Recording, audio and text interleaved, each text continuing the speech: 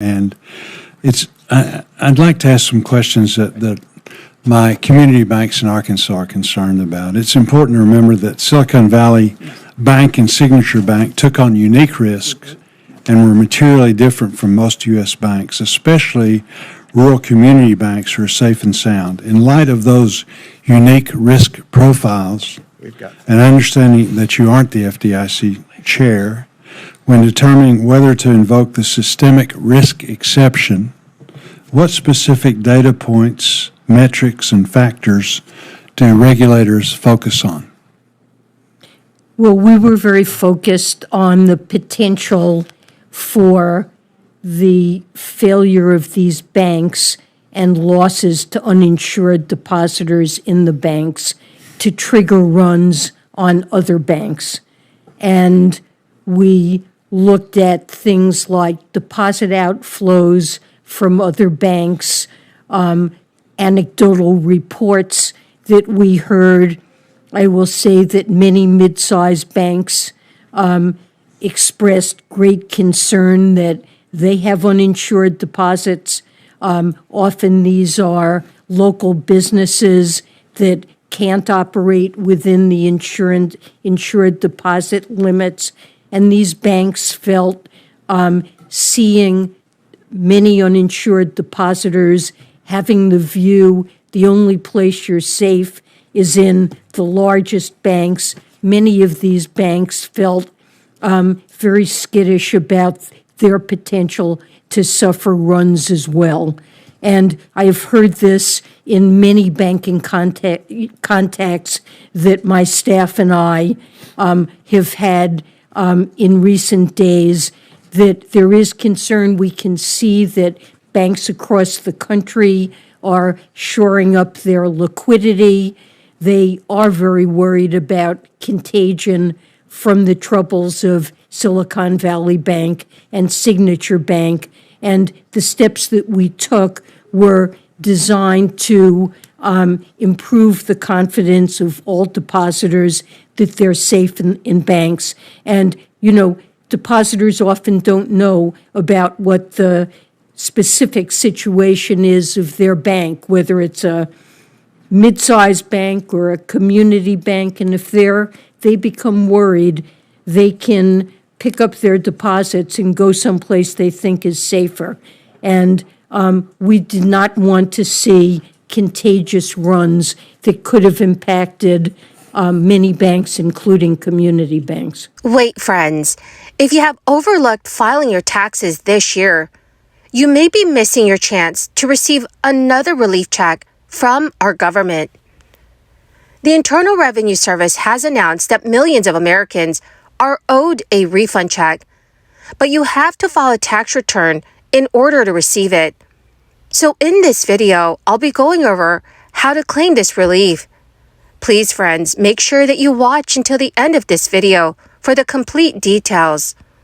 Also, please stay tuned because I'll be announcing the 2 winners from yesterday's Walmart gift card giveaway. If you'd like to enter next Friday's giveaway, simply click and like several of my videos and then comment below the keyword of each video that you watch. My dearest friends, the more videos that you comment on, the greater your chances of winning the giveaways. This year's tax deadline is just a few days away. That is April 18th. If you are one of the millions of Americans waiting until the last minute to file your tax return, the Internal Revenue Service has some advice that can help you receive thousands of dollars in relief. First off, according to tax experts, if you do not file your taxes, you may be leaving money on the table, and there's a free option to make the tax filing process much easier. Generally, you're not required to file a federal tax return if your gross income is below the standard deduction, which is $12,950 for single filers and $25,900 for married couples filing together for 2022. But there can be benefits of filing, even if you don't have to. Most taxpayers qualify for IRS Free File, which offers free online guided tax prep for federal returns and some state filings. to possibly claim overlooked tax credits or refunds. You can use IRS Free File if your 2022 adjusted gross income was $73,000 or less, and taxpayers at any income level can use it to file an extension. According to the National Taxpayer Advocate, roughly 70% of taxpayers qualify for Free File, but only 2% used it during the 2022 filing season.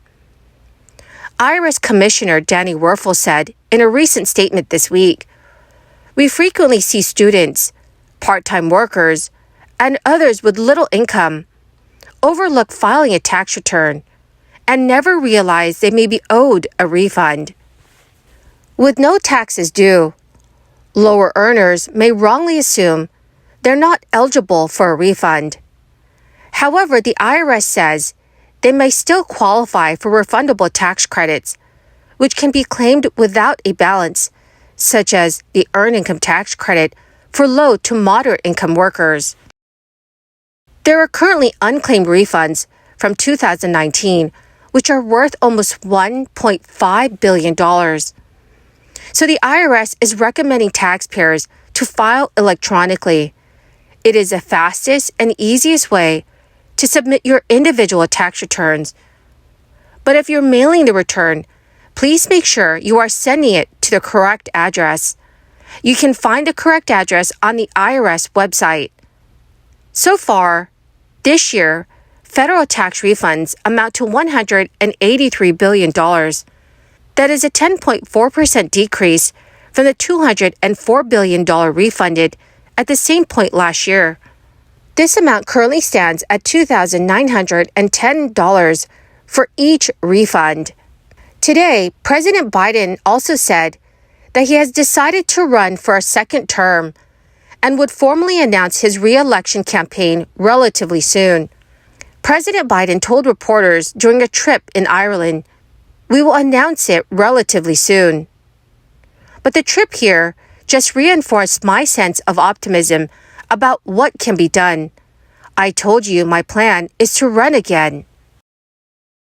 Biden has long said he intended to run for re-election, but the lack of a formal announcement has sometimes given jitters to supporters unsure if the 80-year-old Democrat, one of the oldest world leaders, would really commit to another 4-year term. Yet behind the scenes, close aides and allies have already begun putting the steps in place to stand up a campaign infrastructure and fundraising apparatus ahead of a 2024 bid that could be a rerun of the 2020 matchup with the former president, who has already launched his campaign. But the president's age makes his re-election bid a historic and risky gamble for the Democratic Party, which faces a tough election map to hold the Senate in 2024 and is a minority in the House of Representatives right now. Biden's approval ratings are stuck in the low 40s and even 30s. He would be 86 years old by the end of a prospective second term. The president has taken ambitious steps to boost the U.S. economy with his $1.9 trillion crisis relief package from 2021, infrastructure investments, support for computer chip plants, and taxes on corporations and the wealthy to help fund healthcare and a shift away from fossil fuels. So, dearest friends, what are your thoughts about President Biden running for a second term? Please let me know what your thoughts are in the comments section below. Well, my magnificent and marvelous friends, that is the end of my daily stimulus update video for this afternoon. Thank you so much, friends, for being part of this community and for joining me here every single day. The two winners of yesterday's Walmart gift card giveaway is David Wilson and Judy Griffiths. Congratulations, my friends. To claim your gift card, please check your notifications page and send me a message. Or you can message me on my Facebook page. Thank you, friends, and have a wonderful and very blessed weekend.